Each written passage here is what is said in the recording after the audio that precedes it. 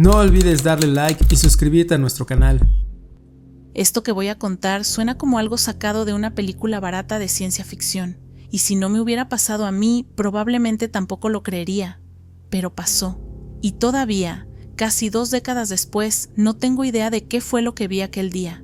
Era el año 2006. Yo venía manejando desde París, California, de regreso a San Bernardino, donde vivía en ese entonces. Era un trayecto largo, pero bastante tranquilo, y cuando vi el letrero que indicaba que Riverside quedaba a pocos kilómetros, sentí ese impulso extraño que te da cuando pasas cerca de un lugar con tantos recuerdos. Dije, ¿y si me desvío un rato y paso a ver la casa donde crecí? Riverside fue mi hogar por muchos años. Ahí crecí, fui a la secundaria, pasé veranos enteros en el porche de la casa de mis abuelos, celebramos cumpleaños, funerales, bodas, todo. No era solo un lugar, era una parte enorme de mi vida, así que giré el volante, salí de la autopista y empecé a manejar por las calles que solía conocer como la palma de mi mano. Al principio, todo parecía normal. Reconocía los nombres de las calles, los números de las casas estaban donde debían, incluso pasé frente a la secundaria donde estudié, y ahí seguía, igualita. Pero conforme me fui metiendo más hacia el centro del vecindario, algo no encajaba. Al principio no podía decir qué era, solo que todo se sentía raro. Cuando llegué a la calle donde estaba mi antigua casa, me detuve en seco. El número estaba bien, pero la casa no estaba. Ni siquiera había una casa nueva. Solo un terreno vacío, cercado, con hierba seca por todas partes, como si nadie hubiera tocado ese terreno en años. Pensé, bueno, quizá la derribaron y aún no construyen nada. Pero luego fui a buscar la casa de mis abuelos, que quedaba a solo 2 calles de ahí. Tampoco estaba, y eso ya no tenía ningún sentido. Una por una fui revisando las casas de mis tíos, de viejos vecinos, la tienda de la esquina donde comprábamos paletas. Nada era igual. Algunas casas ni siquiera existían. Otras eran diferentes, como si alguien hubiera rediseñado el barrio basándose en una vaga descripción mal recordada. Intenté ir al cementerio donde estaban enterrados mis abuelos, pensando que al menos ahí encontraría algo que me hiciera sentir segura. Pero cuando llegué, me encontré con un terreno descuidado, cubierto de maleza, rodeado por una cerca metálica oxidada. Ni una sola lápida, nada. Era como si ese lugar nunca hubiera sido un cementerio. Empecé a sentir una incomodidad creciente. Me dolía la cabeza, tenía un nudo en el estómago, y aunque era pleno día y había gente caminando por ahí, no sé cómo explicarlo, pero algo en esas personas no estaba bien. Caminaban raro, como si se movieran en cámara lenta. Nadie sonreía, todos me miraban fijamente, pero sin expresión, como si supieran que yo no pertenecía ahí. Fue ahí cuando me asusté de verdad.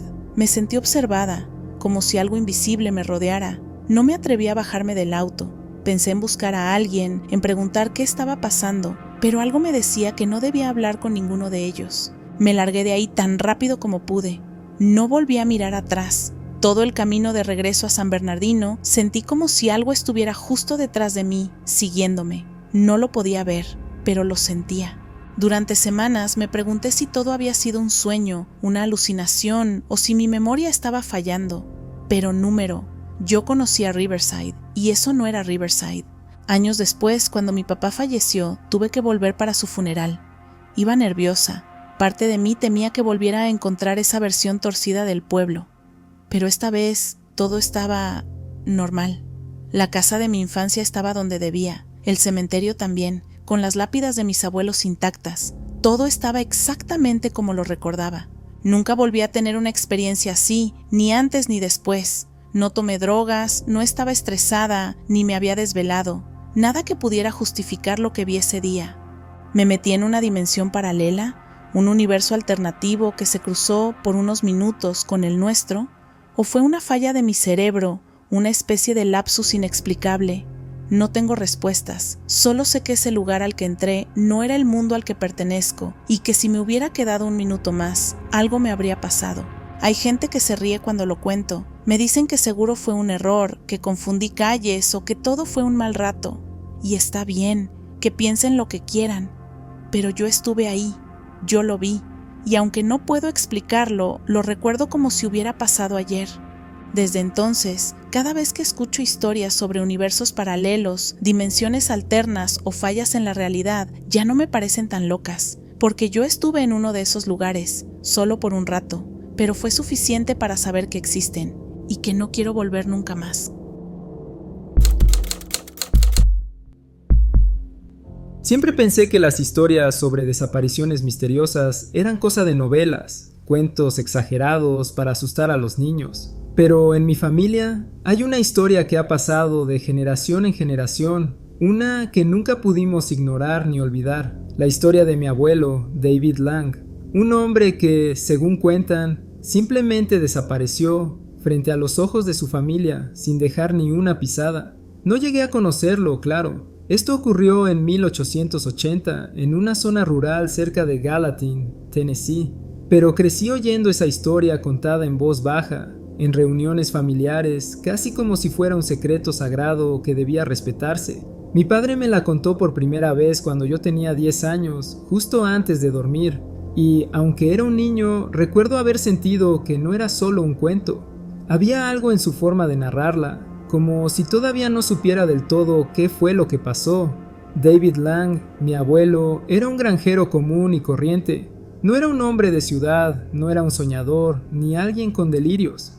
Le gustaban los caballos, el tabaco, la tierra húmeda bajo sus botas. Tenía su rutina, su familia, su vida sencilla en ese campo que él mismo había ayudado a limpiar de maleza y piedras. Mi abuela decía que podía levantarse a las 5 de la mañana sin necesidad de reloj, guiado solo por la luz del amanecer y el canto de los grillos. Aquel día de otoño, según los registros de la familia, el clima era cálido y despejado, nada fuera de lo común.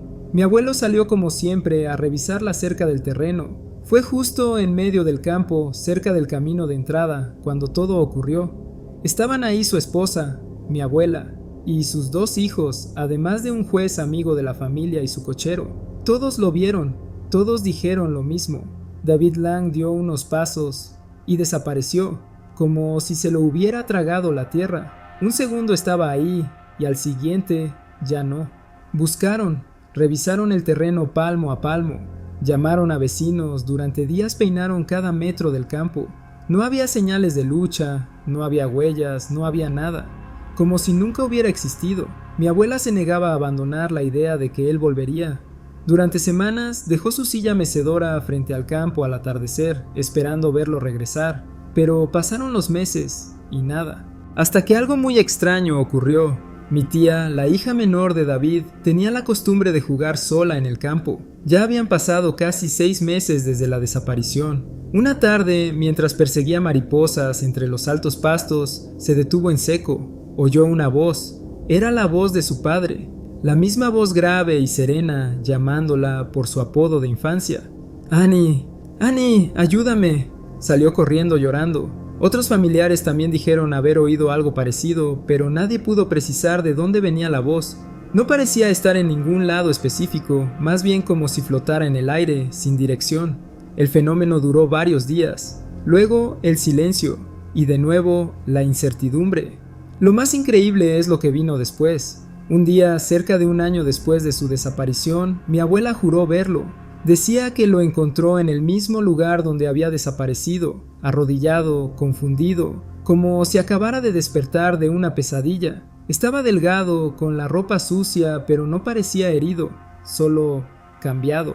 Lo llevaron a casa sin saber si creer o dudar de lo que veían, pero era él, su rostro, su voz, todo. Sin embargo, sus ojos tenían una expresión difícil de describir, como si hubiera estado mirando algo que ningún humano debería ver, algo que se le había quedado grabado en el alma. Según contaba, en los pocos momentos en los que se atrevía a hablar del tema, había estado en otro lugar. No sabía exactamente cómo explicarlo. No era un sueño, pero tampoco era nuestro mundo. Todo era extraño, distorsionado. Dijo que el cielo era como un espejo sucio, que el tiempo no pasaba igual, que a veces podía oír voces conocidas pero nunca ver a nadie, y que no estaba solo, aunque nunca quiso explicar qué significaba eso. Después de su regreso, David Lang ya no volvió a ser el mismo. No hablaba mucho. Pasaba las noches mirando por la ventana, como si esperara ver de nuevo aquel lugar del que había escapado. Algunos en el pueblo decían que estaba loco. Otros decían que había inventado todo, que se había ido y luego regresado fingiendo. Pero en casa, Nadie lo dudaba. Mi abuela decía que había algo en su mirada que no podía fingirse, como si una parte de él se hubiera quedado allá, donde sea que hubiera estado. Con los años, mi bisabuelo enfermó. Murió joven, con apenas 50 años. Nunca se supo qué fue exactamente lo que lo afectó, pero los médicos de la época no encontraron nada físico. Decían que simplemente se fue apagando. Hoy en día algunos dicen que todo fue una historia inventada, que nunca hubo un David Lang, que es una leyenda rural que se volvió viral antes de que existiera el internet, tal vez. No hay registros oficiales, pero cada vez que paso por el campo donde desapareció, todavía siento que hay algo raro en ese lugar, un silencio más profundo, un aire distinto. Su historia no solo es parte de nuestra historia familiar, es un recordatorio de que hay cosas que tal vez nunca vamos a entender del todo, lugares que están ahí, al borde de lo visible, esperando, y personas que, como él, cruzan una línea sin saberlo y vuelven distintos. Cuando mis hijos Linda y Eddie decidieron hacer esa caminata en septiembre de 2012, pensé que era una buena idea. Ambos son personas fuertes, de esas que no se rinden fácilmente. Desde jóvenes han sido unos apasionados de la naturaleza. De niños, pasaban horas en el jardín, estudiando insectos o hablando bajo los árboles, como si pudieran oír cosas que los demás no podíamos. Así eran ellos, sensibles, intensos, pero con los pies en la tierra. Esa mañana, Linda me llamó antes de salir. Me dijo que iban a explorar una zona de los montes Ozark. Nada complicado, mamá, solo aire fresco, caminata y buena compañía, me dijo. Sonreí, aunque algo dentro de mí se tensó. Tal vez fue instinto, pero no quise sonar preocupada. Llévate suficiente agua, le dije, y mándenme un mensaje cuando regresen.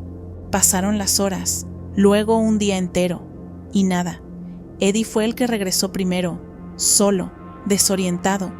Dijo que habían quedado en verse en casa de un pariente, que ella se había adelantado, pero nadie sabía nada, nadie la había visto. Ahí empezó la pesadilla. Durante 5 días la buscamos por cada rincón del bosque. Voluntarios, helicópteros, perros rastreadores, nada. Cada noche dormía apenas unas horas, aferrada al teléfono por si sonaba, pero lo único que llegaban eran teorías, que se había perdido, que se había caído, que Eddie ocultaba algo. No sabíamos qué pensar. Y luego la encontraron. Linda apareció descalza, quemada por el sol, los brazos y piernas cubiertos de rasguños. Tenía esa mirada perdida, como si no estuviera completamente aquí. Caminaba lento, con cautela, como si la tierra bajo sus pies no fuera de fiar. Yo la abracé, lloré, le acaricié el rostro, pero ella apenas respondía. «Estoy bien», murmuraba, pero no lo estaba. Fue después, en casa, cuando empezó a hablar, poco a poco. Primero fueron cosas sueltas, que no recordaba cómo se había separado de Eddie. Luego empezó a mencionar las figuras. Decía que no estaban del todo allí, altas, delgadas, oscuras, que aparecían entre los árboles al caer la noche, que no se movían, no hablaban, solo la observaban. Sentía su presencia antes de verlas, un escalofrío en la nuca, un cambio en el aire. A veces cantaba himnos solo para no sentirse sola, y aunque nadie respondía, sentía que la estaban escuchando. Nunca se le acercaron, nunca intentaron tocarla, solo estaban. Como madre, uno quiere pensar en explicaciones lógicas. Tal vez estaba deshidratada, tal vez comió algo que la hizo alucinar.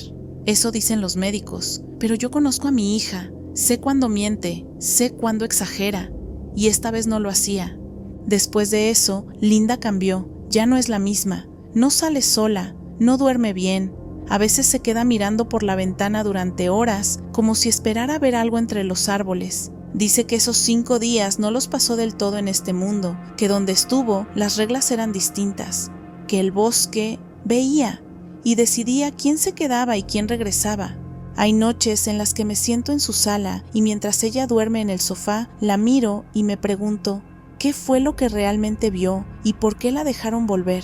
Tal vez solo fue un accidente, tal vez una grieta en la realidad, o tal vez, solo tal vez, hay lugares en este mundo donde lo inexplicable habita, esperando a que alguien, como mi hija, cruce la línea sin querer. Una cosa es segura, en mi familia jamás hemos vuelto a ver los bosques igual.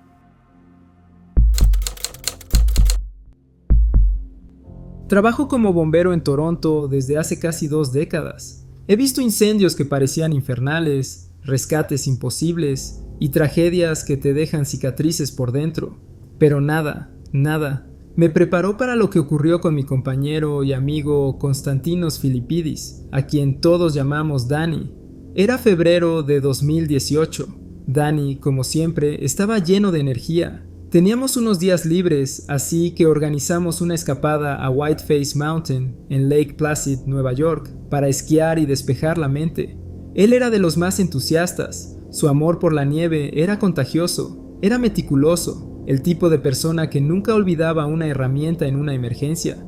Por eso lo que pasó no tenía ningún sentido desde el principio. La mañana del 7 de febrero empezó como cualquier otra, un cielo despejado, buena nieve y bromas entre compañeros. En algún momento del día, Dani se separó del grupo para ir a buscar su cámara al auto. En un rato los alcanzo, nos dijo. Esa fue la última vez que lo vimos. Al principio no nos preocupamos, tal vez se había entretenido tomando fotos o se había detenido a comer algo, pero pasaron las horas y nada. Volvimos al hotel, buscamos en la estación de esquí, llamamos a su celular, nada. Su coche seguía en el mismo lugar, dentro estaban su pasaporte, su billetera, su identificación, incluso su teléfono. No se encontraron señales de lucha ni huellas sospechosas, simplemente se había esfumado. La policía montó un operativo masivo, más de 130 personas, helicópteros, perros rastreadores, drones. Incluso varios de nuestros compañeros viajaron desde Toronto para unirse a la búsqueda. Peinaron la montaña, los bosques cercanos, caminos, hospitales, durante 6 días. Y no había ni una pista, no una sola. Y entonces, el 13 de febrero, pasó lo imposible. Su esposa recibió una llamada desde un número desconocido. Era Dani. Llamaba desde el aeropuerto de Sacramento, California, a casi 5,000 kilómetros de donde había desaparecido. Cuando finalmente pudimos hablar con él, estaba desorientado, confundido, avergonzado incluso.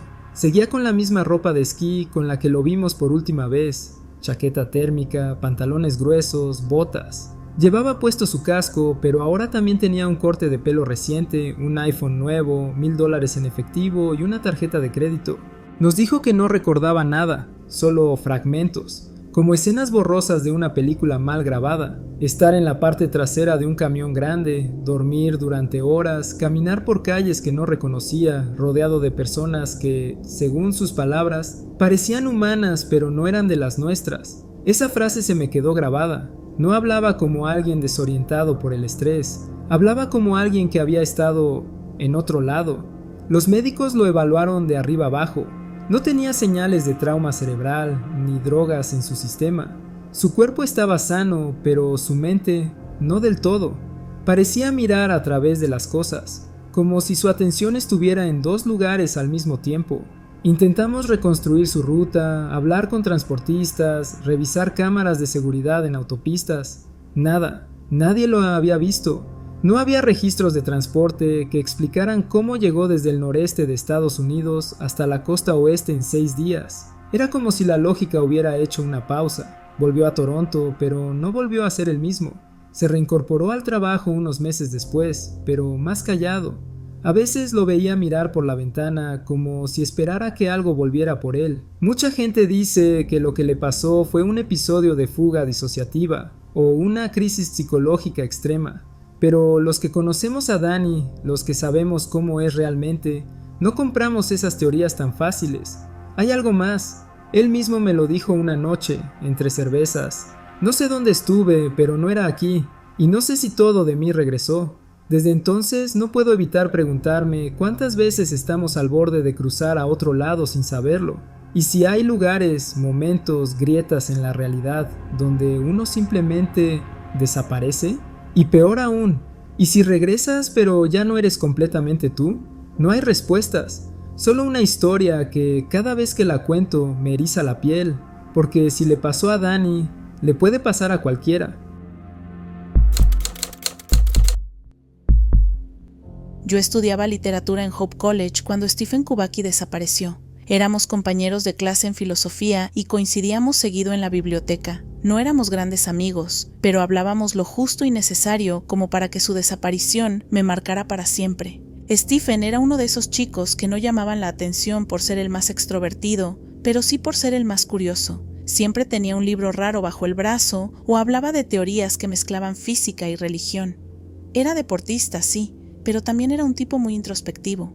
A veces me decía que salía a hacer senderismo o esquí solo, que necesitaba desconectarse del mundo, como decía él. Así que cuando supe que se había ido a esquiar solo cerca del lago Michigan en febrero del 78, no me sorprendió. Lo que me sorprendió fue lo que pasó después. Los reportes decían que encontraron sus huellas en la nieve, iban desde la cabaña hasta el lago y luego simplemente se detenían. Nada de regreso, nada hacia ningún lado, como si se hubiera evaporado. Nadie vio nada. Su mochila estaba ahí, sus esquís también. La policía asumió lo peor, que había caído en el hielo y se había ahogado. Pero no había ni un agujero en el hielo, nada, solo vacío. Durante semanas hubo búsquedas, voluntarios, helicópteros, nada. En la universidad se sintió como una sombra flotando entre clases. Hasta hicieron una especie de misa en su nombre. Y entonces pasaron 15 meses. Ya nadie hablaba de Stephen, hasta que, de la nada, apareció, vivo, en Pittsfield, Massachusetts, a más de 1000 kilómetros del lugar donde desapareció. Me enteré por los periódicos y luego, cuando volvió al campus por un par de días, lo vi con mis propios ojos. Era él, pero no era el mismo. Estaba más delgado, con el pelo un poco más largo y una mirada que no sabría cómo describir, como si hubiera estado mirando algo que el resto de nosotros no podía ver. Lo raro no era solo que hubiera aparecido tan lejos, lo raro era lo que traía encima, una mochila que no era suya, ropa desconocida, mapas y panfletos de lugares en los que nunca había estado, o al menos eso decía él. Incluso tenía puesta una camiseta de una maratón en Wisconsin. Nunca participó en una maratón. Lo primero que dijo fue que no recordaba nada desde el momento en que estaba parado frente al lago congelado. Nada, cero. Ni sueños, ni imágenes vagas, solo un gran vacío de más de un año.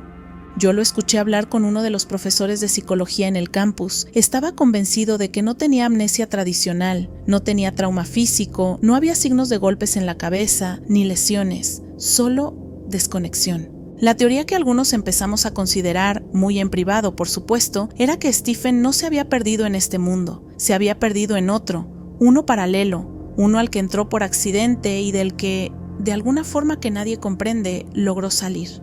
El mismo Stephen una vez me dijo en clase que la conciencia puede saltar como una aguja entre estaciones de radio. A veces pienso que eso fue lo que le pasó, como si su conciencia o su cuerpo se hubiera sintonizado en otra frecuencia por un tiempo. Después de eso, Stephen dejó la universidad y se aisló. Sé que escribió un libro años después, pero no volvió a hablar públicamente del tema. Su caso quedó como uno de esos misterios que aparecen en revistas o documentales, pero para quienes lo conocimos, fue mucho más que una historia curiosa. Fue real y aterrador.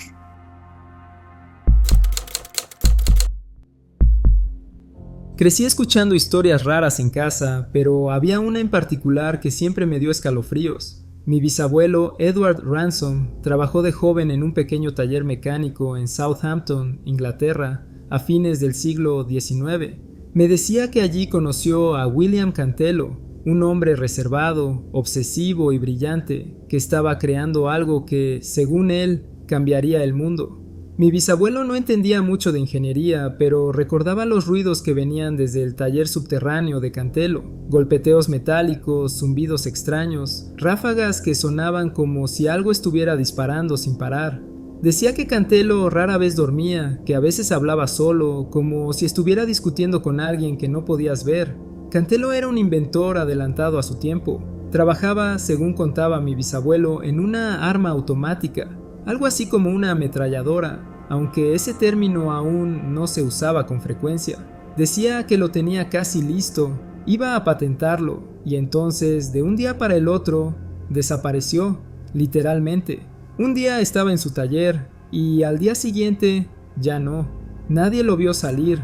No había señales de pelea, ni maletas preparadas, ni cartas de despedida. Se esfumó. Su familia, desesperada, revisó cada rincón.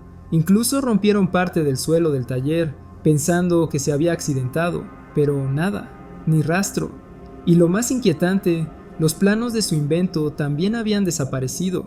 Durante años, el rumor corrió por Southampton como un fuego lento. Había huido, lo habían secuestrado, se había vuelto loco, pero luego apareció otro nombre en los periódicos de Londres, Hiram Maxim, un inventor americano que recién había llegado al Reino Unido, con una nueva arma automática increíblemente parecida a la que Cantelo estaba desarrollando. Mi bisabuelo me decía que cuando vio por primera vez la foto de Maxim en un diario, sintió que el corazón se le salía del pecho. No solo por el invento, era idéntico a Cantelo. El mismo bigote espeso, la misma frente alta, hasta la forma de vestir. La familia de Cantelo se enteró también. Sus hijos viajaron a Londres, lo vieron en persona y salieron convencidos de que Maxim era su padre. Pero cuando intentaron acercarse, él los ignoró. Negó conocerlos. Dijo que no tenía idea de quién era ese tal Cantelo. Y ahí es donde la historia se vuelve aún más rara.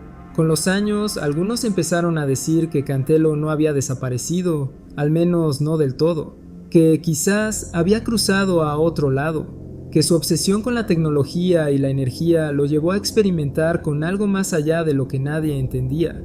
Campos electromagnéticos, energía rotatoria, patrones que resonaban con la realidad misma. Mi bisabuelo nunca fue un hombre supersticioso, pero en sus últimos años solía repetir algo que escuchó de un viejo compañero del taller. Cantelo no se fue, fue absorbido.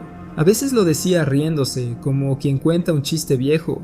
Otras veces lo decía en voz baja, mirando al suelo, como si creyera de verdad que ese taller había sido el portal a otra parte. Porque, ¿cómo explicas que un hombre desaparezca junto con todos sus planos y luego reaparezca bajo otro nombre, con la misma invención? Algunos creen que Hiram Maxim simplemente robó el trabajo de Cantelo, que se enteró por terceros, que compró información bajo la mesa. Pero esa teoría no explica el parecido físico ni la negativa casi agresiva de Maxim a hablar del asunto. Yo no soy de creer en fantasmas, pero te juro que cuando veo fotos antiguas de Maxim, hay algo en sus ojos, como si estuviera ocultando una vida entera, como si hubiera visto algo allá afuera que no podemos ni imaginar.